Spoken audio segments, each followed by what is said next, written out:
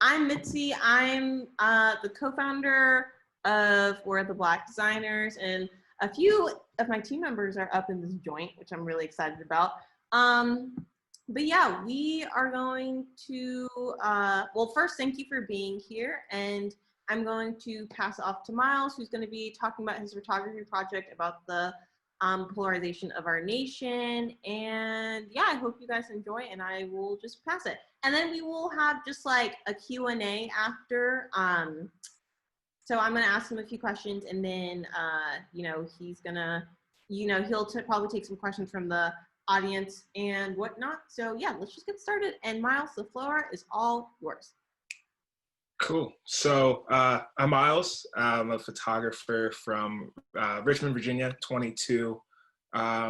Put together like a little presentation since it's all like photo work, so it's very visual. So you're not just seeing me explain the photos. So I'm gonna share. Oh, can you enable screen sharing?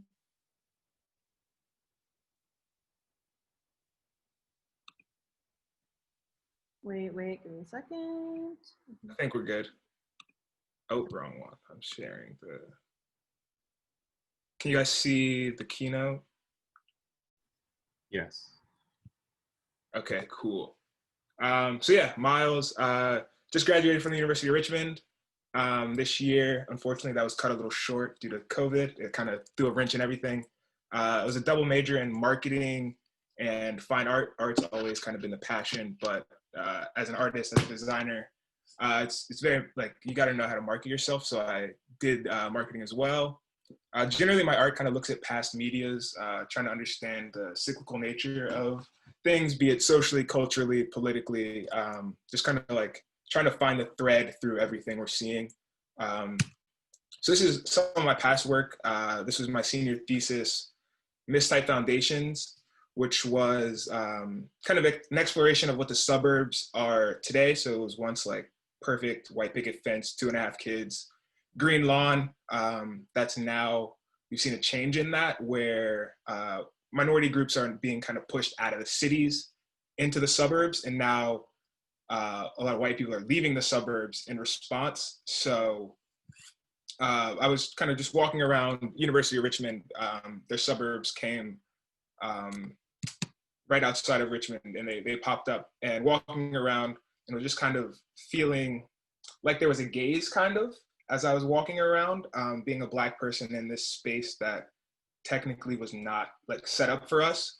So this project, I took advertisements for Levittown, which was kind of the first suburban development, and kind of unapologetically put like a Black footprint on it. So like putting the Black experience into the suburbs in like a way that's undeniable. So the country club's kind of quintessential to the suburbs. But as a Black person, the term club and clubbing has a completely different meaning, as we've seen the police just kind of senselessly beating Black people, or the white people calling the cops on Black people just for kind of existing in this space that they feel they maybe shouldn't, even though there's no, oh, the suburbs are specifically for one group or another. Again, another from this, Jamestown, a similar thing, the name of a house, but being from Richmond, we used to take trips to Jamestown. And so it was just like very normalized, I guess. And this was kind of my way of understanding and like coming to terms with being a Black person in such a predominantly white space and kind of what that means. So as you saw, these advertisements were like 5 feet by 10 feet. Ideally, I want to throw them up on a billboard, but I didn't have the means. And I think that like messing with advertising and like, so the suburbs sold this perfect landscape, but didn't tell you about all of the other things that would come with it being a Black person. And so I think making an advertisement that like explicitly states this is like what you're sold, but then it explicitly also adds in like the lived experience. I found that pretty interesting. I've done a bit of time-based media, but I know Belay had to go. So this video is like 8 minutes, so that'll put us at the end of his time. So maybe I'll come back to that at the end. Oops. So mainly been working on this photo project recently, just kind of documenting the political unrest we're seeing. It started in Richmond following the killing of like George Floyd and Sandra Bland. Richmond kind of really showed out. I want to say this was one of the largest protests, like 1,000, 2,000 people plus showed up, and that was completely peaceful. So this is the Robert E. Lee statue, which stands like the base of it is like 60 feet, I want to say. And then the statue is like another 40. So it's like a massive statue that just runs through the middle of Richmond and is just kind of has like, there's no denying that Richmond was like the capital of the Confederacy. Like the Confederate history is very long here. So I started there, this photo's at 7:35. So 5 minutes later, exact same place. Police showed up to what was a perfectly okay, peaceful protest and like showed up hot, immediately fired tear gas into the crowd and just like dispersed people for no rhyme or reason really. And that was really my first experience with the police kind of escalating things in such a way where there was really no reason for them to take it as far as they did, but because they're in like this position of power, it was like, okay, we don't want you here, or like we don't want people protesting. We're gonna do whatever we need to. And shooting a projectile out of a moving car is, I want to say, explicitly illegal, but like that obviously didn't apply to them because they are the law and order force. These are also Richmond. This was the same day around like 6:30 at another Confederate statue. And I felt this was just like a really powerful photo. This guy just got up on top of the light, didn't really say anything, but just threw his fist up and everyone kind of followed. And I felt that was like a big moment of solidarity between kind of everyone there. It was all kind of, without saying any words, it was understood that we're all kind of in this together, and we're all looking to fight this same battle, no matter color, creed, whatever it may be. This sign spoke to me a lot, I guess. The system isn't broken, it's designed like that. I think we as Black people have like understood that, like because we live it daily. But I think that now white people are starting to take notice that the system benefits them. And like when it works the way it should, they're not supposed to notice that it's like a system. But I think they're now starting to kind of see that as they've been at these protests and are now personally experiencing police brutality for essentially doing nothing, as Black people have felt kind of forever. So I started in Richmond shooting photos. My friends came to me and said, hey, do you want to travel across the country and kind of document this a little more, like see some sites, but mainly I was there to document. So it's like, of course. So we spent 6 weeks traveling the country. We drove across the north, like started in Jersey, drove across the north, down the West Coast, and then back across. So we stopped in a couple places specifically for protests. One was Portland. So these are a couple photos from the Portland protest, and I think this was day 58 of them protesting like nightly outside the Justice Building. And you can kind of tell they're just tired. Like it's a lot being out there every night. I guess like this guy's face really, like you can tell that he's just kind of been through the ringer, but is yet still out there and still fighting the fight. Police just ultra militarized, just kind of like painting the picture of the police officers in this moment, like are this larger force that we're trying to fight. And they kind of just give a kind of humanize, I guess, this invisible beast that is like the system that the US works upon. More interesting photos. Guy almost looks like a devil, and I think him holding the flag, it kind of speaks to like, the US kind of from actually rearing its ugly head, and for once, like it be us people really like taking notice of, okay, the US is not the fine and dandy things they teach you in 4th grade US history, or they teach you even through high school. It's like there's a long history of things that just kind of got swept under the rug, and I think we're kind of finally starting to see that stuff come to light. So while I was in Portland, or leaving Portland, I took a little bit of video and didn't really know like what to do with it, but I threw together a short like minute video specifically for Instagram, just because I thought that it's important to like kind of shed a light on these things, the things we're seeing. And mainstream media is like a calling card of the right, but I think that no matter what side you're on, the media is kind of biased in what they show. Like they don't show protest if they're not violent. Like when it starts to die down, they don't want to talk about it. So I put together this little video just hopefully to kind of spread, amplify just kind of a message. And yeah, well,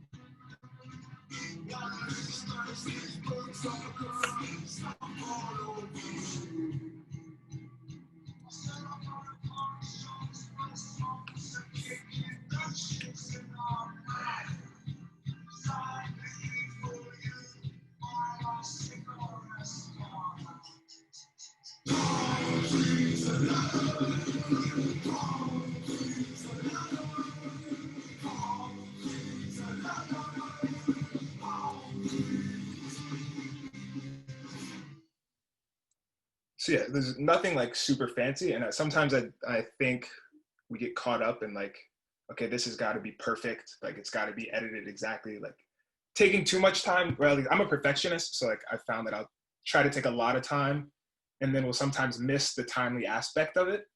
So this, I wanted to just like put it together in the car and have it out there.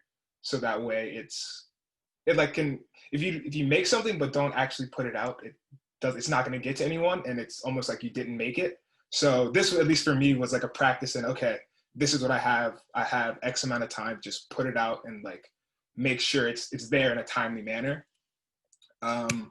So before Portland, we actually stopped in Denver, which was a very surreal experience. There was a pro-police and a Black Lives Matter rally, or pro-police rally, Black Lives Matter protest happening same square at the same time. So here you can see like just how close these two groups are. There's literally just a line of cops in between, kind of holding the two people back. I think it's interesting the cops were facing away from the pro-police side. As I mean, I kind of would expect that, but I think that's just interesting. So I was up, just trying to get a good angle of everything. And this is the first time I really saw, I'd seen like police escalate into, call it violence, but I'd never seen just like random citizens, just like everyday people like me and you, come to a point of being so at odds with each other that that they felt the need to like actually physically fight, which you'll see in a minute. So yeah, it started with a guy just trying to move his motorcycle out of the crowd. For some reason, I don't know why he had his motorcycle in there, but he was trying to move his motorcycle out, and people obviously weren't happy with that. So in response, people started shoving, and eventually it came to people actually like throwing hands and like drawing blood, which I think is just crazy to see over something essentially so small as just like a guy moving his motorcycle. Obviously, it's a bigger thing than that. But in that moment, it was really about this guy wants to move his motorcycle through these people. And it came to people like fighting, people bleeding. So it makes me question or wonder what the election may look like, where it's actually like the state of the country the state of the country is kind of at stake. And yeah, Trump has already kind of talked about not wanting to give up power peacefully. He's like kind of hinted at that. So he's kind of sowed that seed, and I've seen at least like physical violence. So I don't know. I think it goes to talk about it, but voting, like it does, but so much, but like, it's kind of necessary because we're in this limbo of things could get very crazy very quickly. And like, yeah. So we also stopped in DC, March on Washington. As you know, so I look at like the cyclical nature of things. I think it's interesting. We're now 60 years removed from the original March on Washington, fighting the exact same fight they fought then. We're also 65 years removed from, I think it was Emmett Till's murderers being acquitted. 2 days ago, the police officers who shot Sandra Bland essentially also got off scot-free. So yeah, I mean, we're fighting the same fights, just continually. I think it's interesting. It says a lot about what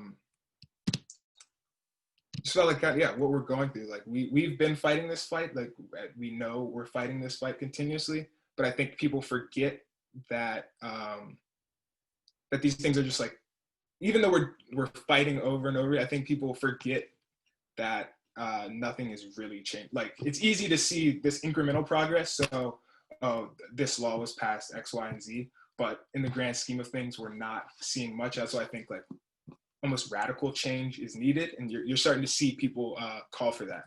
So again, just more of March on Washington. And this photo, or this film strip specifically, was the Denver protest again, but I thought it really just kind of encapsulated the state of the country, I guess you'd call it at the moment. So you've got ultra militarized police force, like flashbangs, what look like grenades. In response to that, you have people protesting, like obviously because they don't want increased police presence.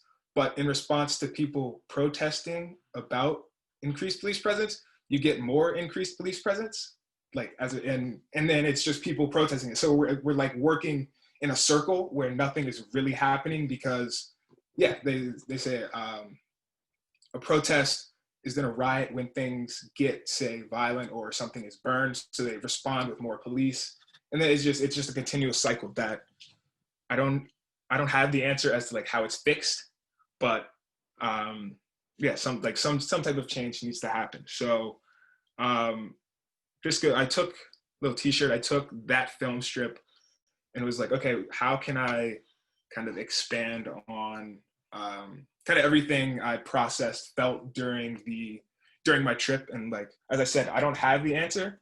And right now, like the one thing I do know that everyone can, like the easy thing that everyone can do in the moment is just vote. And I felt that was kind of a necessary kind of calling card to just put out there. So the front is like super simple. It's just find a voice, kind of goes back to the Portland thing. Find a voice, guard our cities, vote. And then the back is kind of loud and obnoxious. Just vote 2020, big letters. And then whatever, all the means. And I think it was purposely kind of obnoxious because I want it to be like almost a billboard, like a calling card, a call to action that I'm not telling you, I can't change someone's mind essentially. Like if I can't tell you which way to vote because we're so split right now. I think that trying to change someone's mind with your message is very difficult, if not nearly an impossible battle. So I think it's more important just to kind of lay the groundwork, start the conversation, and they don't have to reciprocate, if that makes sense. Like, yeah, conversation is a two-way street. So I can say something, but if you have no reason to listen or you're not interested, then it just stops right there. So I think the first step you can take is having the introduction into the conversation, having it be something that is gripping enough or important enough that it catches someone and starts their train of thought. Okay, how am I involved in this? What can I do to change, etc. So yeah, that's kind of a background on my work. Yeah, I said generally I try to kind of stay impartial, but I think we're at such a point where, again, we're so split that you not saying something is as good as a vote or an endorsement for the other side. So yeah, I mean, I think it's come to the point where you've got to kind of take a stand, and that stand may not be reciprocated by everyone, but as long as you have kind of started that, or at least attempted to start that conversation, I think you're in a good place with your work. Yeah, that's my stuff. Stop sharing. Yeah, that was fabulous. And I mean, this is a pretty small group, so we can actually probably have it as a discussion format if people want to unmute and say things and whatnot. But all of those photos are very beautiful and very powerful to me, despite the ugliness that is going on within that moment. Yeah, I'm not good with words. So I think the photos are just fabulous. I don't think I have any words to actually describe how like powerful and impactful they are. And it actually gets me excited that people are gonna watch back the recording to like see all these photos.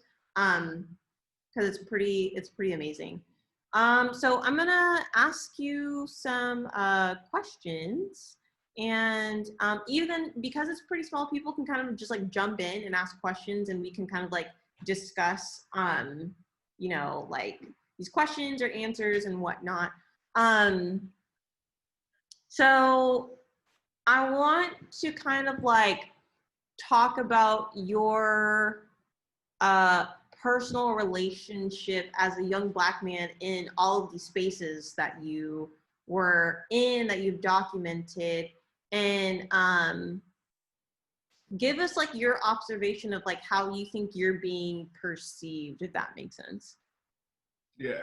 So it starts with I don't like know if I'm actually being perceived this way, but I think that just kind of being a Black person in these predominantly white spaces, there's always what feels like some type of gaze. Like if it could be just like apprehension or a questioning, but it always feels like there, like I need a reason to be there, I guess is what, like, yeah, like I need a reason to be there. And it kind of feels like the country as like, to go big, the country as a whole, like the country was not built, it was built by us, but not built for us. So every day, like as we kind of navigate this white space that is the country, like we're always expected to do more, be more. And I felt that's what I felt like. University of Richmond was a predominantly white school, like white middle class or white upper class North.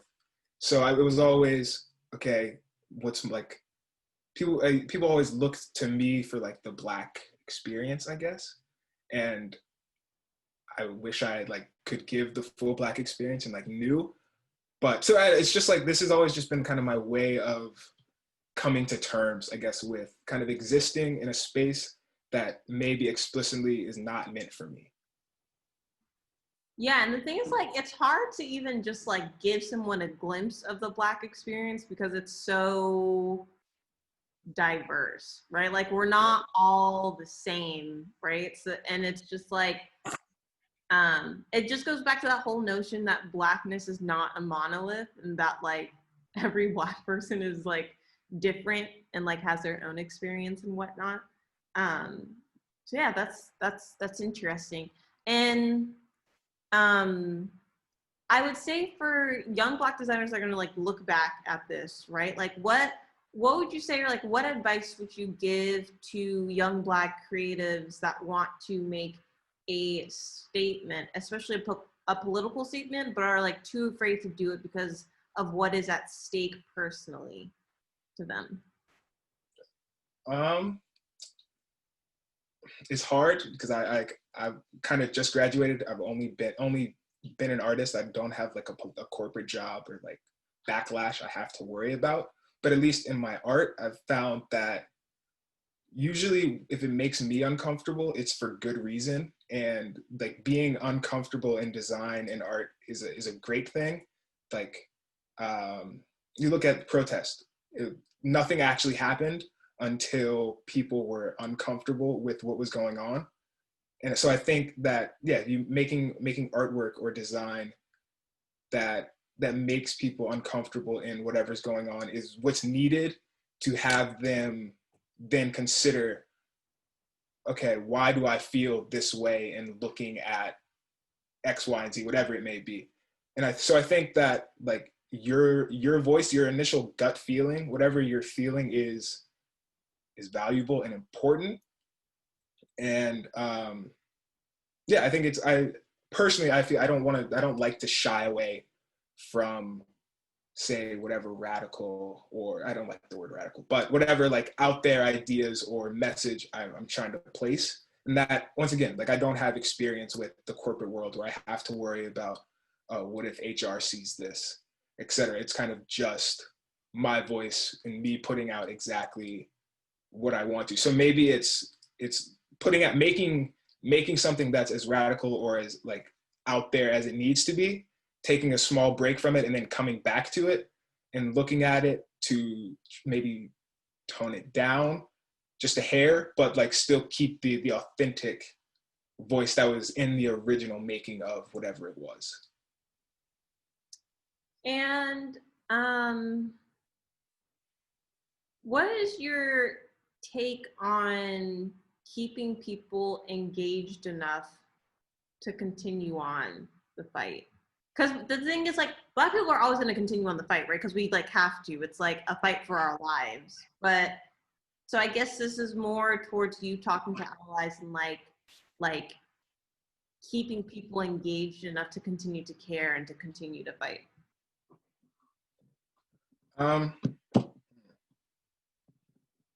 Yeah, it goes back to like keeping them uncomfortable and like having them continuously question kind of like their involvement, because yeah, in the moment it's super easy for someone to say, like, a great example is the black square on Instagram for like the Blackout Tuesday. It was, okay, I checked the box, I posted a black square, I'm done. And I think I don't like, I hate to say like question their motives, but like having a way, find a way for your design to like have to make them question themselves. Like, I don't flat out saying, okay, what are your intentions here, may not be the best approach, because that comes off as like aggressive or you, that maybe not the best intentions, but putting design out there that makes them question where they're involved or keeps them uncomfortable, like reminds them of how uncomfortable they were the first time they were involved, I think is the important part. So like revisiting some of these older works or old things you've made with a quote unquote critical eye to kind of pick out, okay, this is what drove, or like, this is what drove a response initially.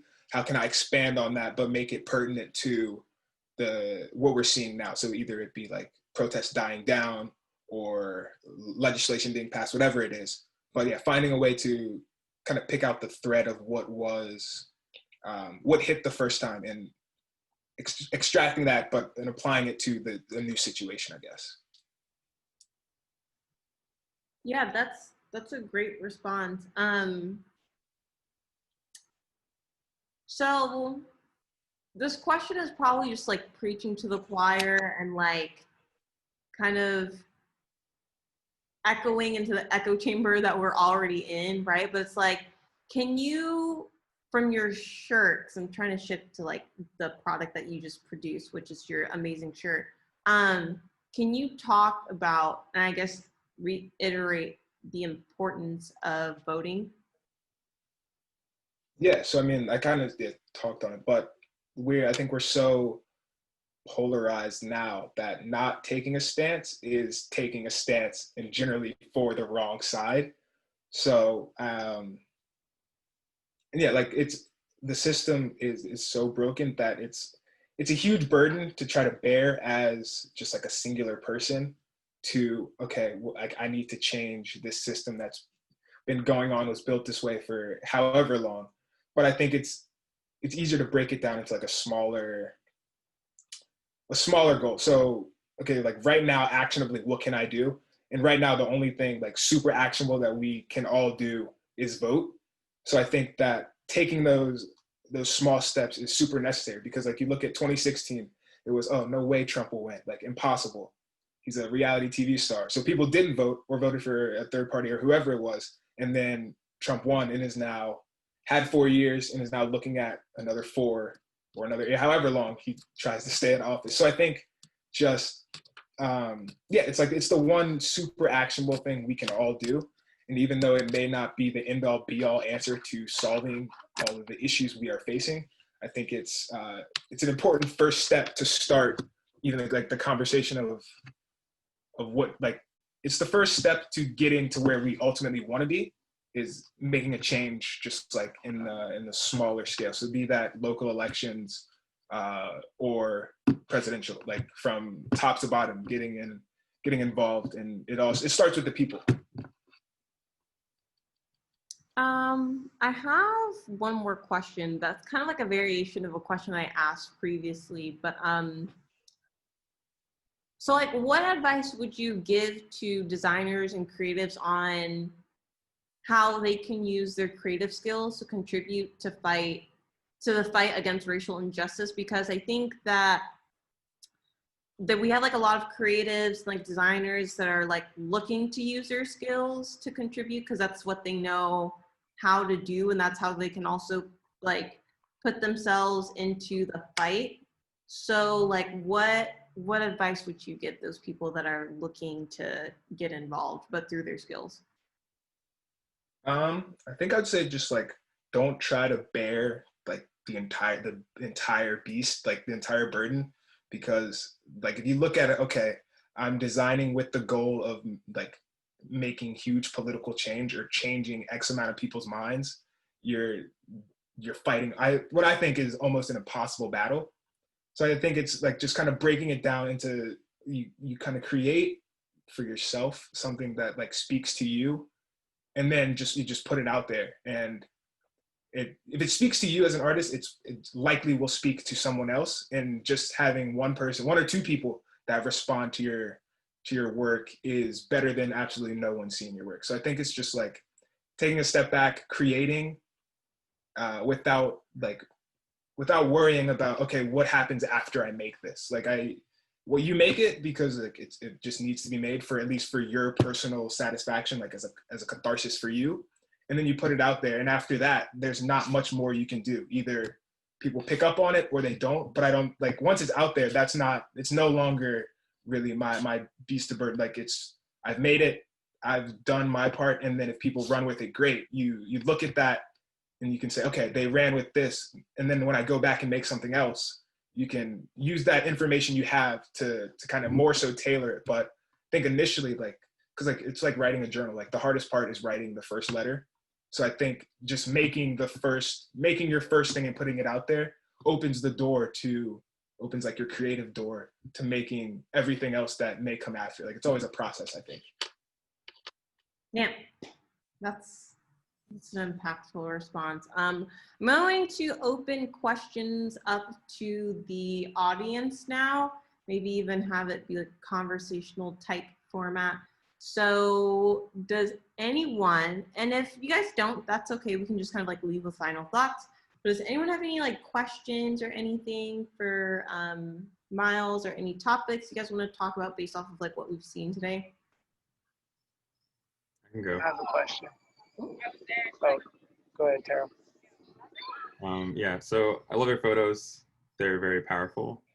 My question is, how intentional was your use of both film and black and white film?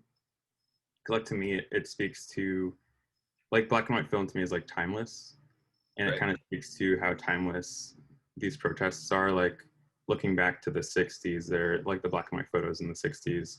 Like the oppression is similar and comparable. The police presence are similar and comparable, but there's like touches of like context about like where we are in time, like the Trump posters and how militarized the police are like now compared to back then. How intentional was that medium?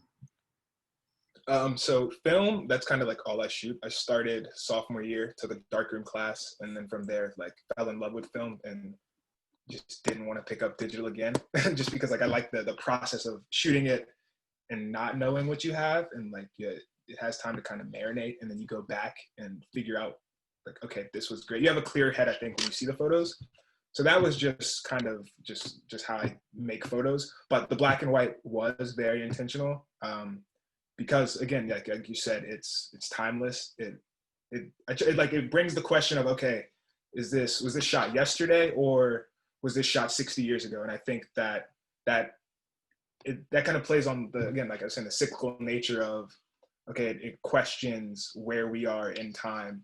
Has anything really changed? So now I thought about doing color because I had seen on, I guess, Twitter, it was people talking about how they only shot protest in black and white to make it seem, I guess, further away. And I don't know if that's true or what, but so I've struggled a bit with choosing black and white or color film. But I think, I really enjoy the black and white, the timeless aspect. And then I think it just adds kind of an emotional aspect to it. Like it gets rid of all of the, I don't want to call it noise, but like the color noise, and you have just like the black and white image, and you're so like, you have what you have, and it makes it more powerful, I guess. Yeah, I know what you mean. Like it enhances what's in the picture versus like the colors you're using, or like it helps frame stuff. It helps kind of pull attention to certain spots. So yeah, really great stuff. Thank you. It kind of reminds me of like, and I really liked the points that you both brought up of how black and white is so timeless. And it reminds me of this one time where I went to this museum, and it was like the civil rights exhibit. And I remember I was looking at the photos, and they were from like the 1960s. And then I looked at some more photos, and then I realized that some of the photos were in the early thousands, but I couldn't tell. And I think it was like one thing in like one, and I passed through like 5 photos or something that were in the early thousands. And it was like, I think I got to the 6th photo out of like 20 photos, or like comparing both times, until I realized that like, there was like something in that picture that like let me know that like it was the early thousands or something like that. And I was kind of like shocked because I didn't, like, it was just so crazy how it was showing you how nothing has changed, and like you couldn't tell until like something just stuck out. But yeah, I thought that's kind of like what your conversation's kind of like reminding me of. It's just the fact that like it's just all like timeless and like cyclical, and like just this pattern that we're not breaking out of, unfortunately. Ted, you had a question? Yeah, Miles, love the photography and the very evocative and tell the story. I'm curious as to your process in either capturing a photo or selecting the photos. Like, what are you looking for in that moment to try to capture to create like an impactful photo? Like, how do you? Is there certain elements where you're just looking at that something happening and then trying to capture it, or is it instinctual? Does it speak to you emotionally? I'm just curious to what that process is for you. That's a hard question. So I think like part of it is just kind of instinctual. Like I'm always like looking at things through a frame, I guess. But a lot of times with these photos, I'm trying, like I shot the original protest in Richmond just because I wanted to go to document it. So I just kind of shot things that I felt spoke to me, that were like overarching aspects of like what the protest as a whole is speaking to. So like the guy with his hand up, even though it's Richmond, that could be almost anywhere. And it's just, yeah, it's a guy with his hand, and then there's a white hand in front. So it puts, brings into, what's the word? Like, gives context to, it's okay, we're now seeing black and white people fighting this fight together. But after that, when I was on the trip, I was again just kind of documenting, but also thinking about how it's timeless. What about these photos is kind of quintessential to the movement, or specifically 2020. Like eventually, I think I want to make like a coffee table book that just kind of documents what we're seeing. So I'm thinking, yeah, things that are just kind of timeless, emotional, that might bring a reaction. And then I also look at things that are just kind of out of the ordinary. So like the Portland photo of the guy with the flag under him, and like the shadow in a way that like it looks like horns. I think like that was actually a mistake of a photo, which is another reason I love film, because it like you don't really know how it's going to react, but when it does react in a way, it's like it's great. So yeah, it's just I look for just kind of quintessential moments that kind of encapsulate the entire experience, and try to just capture those and then portray them in a way that that will make more sense. So like, as I said, like I don't know how these photos are going to work together right now. Like they're all I just put them together by location. But I think once you have the photos, you can then take them and kind of curate a story. Like I think stories are very important, and like I enjoy stories. So curating a larger story that tells. Sorry, well, I'm getting words with each photo. I'm trying to get like a chapter in the larger book, or like the larger story that is 2020. So I'm just kind of thinking of key moments that I can capture that, when put together, will make sense. I said, okay, this is all now what 2020 was. that was kind of roundabout, but. Yeah, does anybody have any more questions? If not, you know, we can leave with like final thoughts or anything.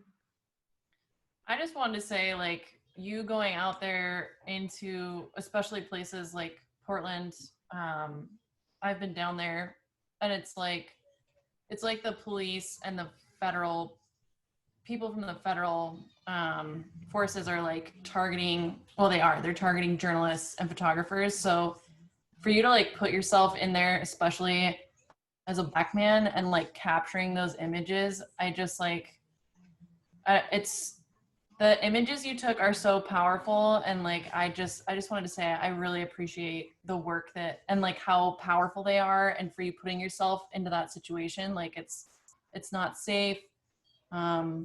So I'm just, yeah, I'm really, really glad that you got out of there safe as well. Did you get tear gas? Did you get yeah. It's so fucked. Yeah, but I mean, so I like the people I traveled with, they were not ready for it at all. But I had been tear gassed in Richmond, so I was a little like, I kind of knew what I was getting into.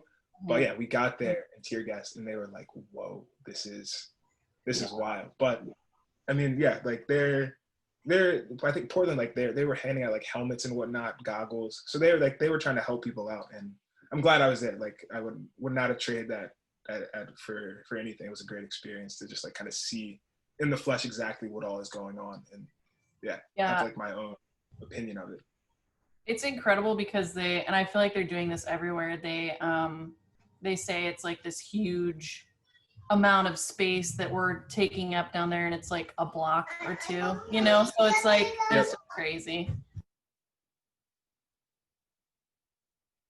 Yeah, that's really crazy. I'm really excited for people to watch this back, because I think the photos are just very striking and just really, really beautiful. So thank you for, you know, taking the time to come out and explain your project to us. And it's really, really amazing. And hopefully people look back on this and like really understand the type of, you know, shit that we're in. But yeah, do you have anything else you wanna share? Any projects that you're working on that we should like look out for? Terrell put your Instagram in the chat, as well as your shirt, so that's great. We're gonna try and share it out to our Slack community. But yeah, do you have any other things? No, I mean, I have this 8-minute video if you guys are interested, but it's not really pertinent to everything we just talked about. But really just thank you for giving me a platform kind of to speak. It was great, and thank you guys for tuning in. Yeah, I mean, I will happily stick around to watch the 8-minute video. I don't know if anybody else wants to as well, but usually we just kind of like stick around. People can just like leave and go in and out and whatnot. But okay, cool. Yeah, so yeah, I can share the video then. Let's see. So yeah, and it begins so young. It's kind of just like an exploration of the idea of like maturity / adolescence, depending on how you look at those two words, as well as just coming of age. And just kind of a way for me to explore those ideas. Let's see. And TV forecast for tonight is the night for those Miss U.S. Television Grand Finals. Oh, that's right. So you know we ought to watch that, because this is the first time in television that a girl has been chosen for her outstanding talent and beauty to earn the title of Miss U.S. Television. Oh, I hope we haven't missed it. No, we haven't. In fact, it's time right now for the Grand Finals of Miss U.S. Television, and we can get it on our set.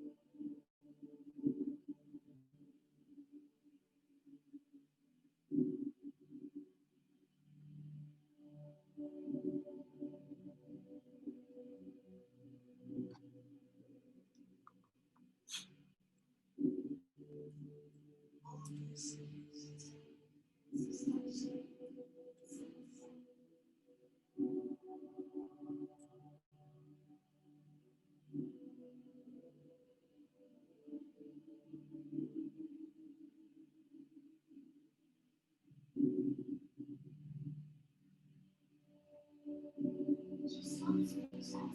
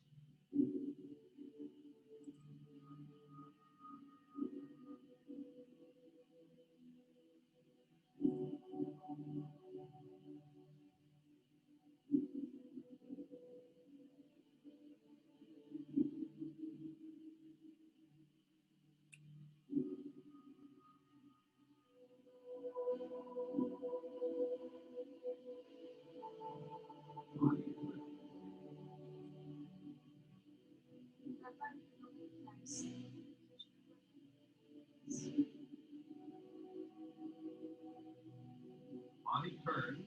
My whole body just felt dead. I was just like, and the hand changed. I felt like at that point in time, this is it.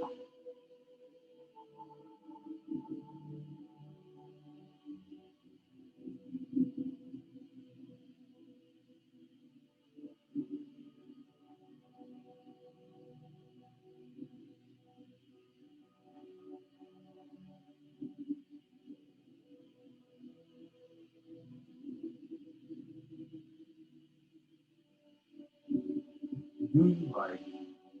When you say teenage, how old are we talking?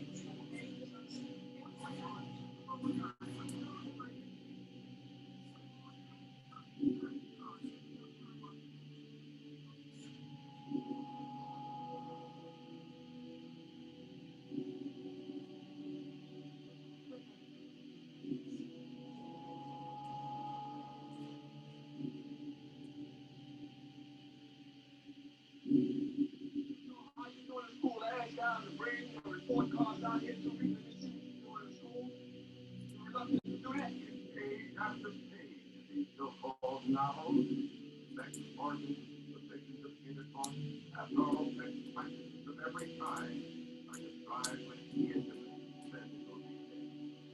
Nothing is left to the imagination. Invitation, even if extended to the reader, to come join the fun. Teenagers, particularly, are liable to pull down the corners of the more readily to dwell on them over and over and over again now. To recognize